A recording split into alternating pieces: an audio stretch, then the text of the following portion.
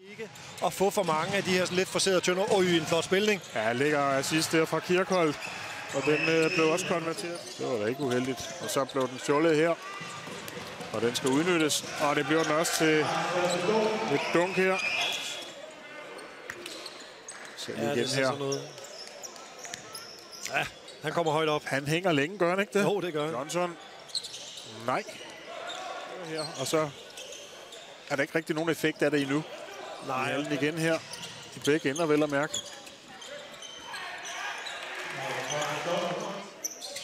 Og nøjes med den ene der, og så er de altså... Zonen igen, så det er bare lige en enkelt possession mand. Og så går de i zone, og så fik de der første. Og det er stærkt, det går det nu. Lad os se, om vi får et dunk mere. Her får vi lige en bagvendt variant her. Det er egentlig efter et 3-pointsskud. Det vil sige, der bør være nu Holbæk Stenhus forsvarsspillere op på toppen. Ja, det er et godt forsvar, det der Ballank, der kommer tilbage. Nej, Franco heller ikke med den store succes her tabt. Ny mulighed, så går den mod kurven. Aflevering ind der. Ja, det er frækt lavet, vil jeg sige. Og... Ikke nogen god balance i det skud der.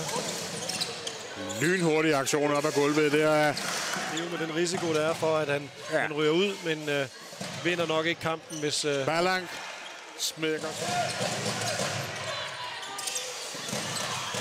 Ballank øger dog med 3 skuddet. Vigtig rebound i forsvaret her for Ballank. De har spillet, synes jeg. Det er fuldstændig enig. Momentvis godt nok, men, altså, men når der har været brug. Ja, de fik ikke fat i Ballank, og så kunne han lave med oprejst pande og sige til sig selv, jamen det kan vi bruge videre i de kommende kampe.